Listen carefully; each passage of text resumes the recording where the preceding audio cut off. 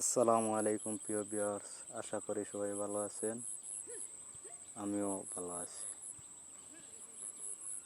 আজকে আপনাদের খুব সুন্দর একটি আমার নিজের ধান ক্ষেতের ভিডিও দেখাতে চাই। দেখেন, ধান খুব সুন্দর হয়েছে। ধান খেতে আপনি কি কি সার প্রয়োগ করবেন,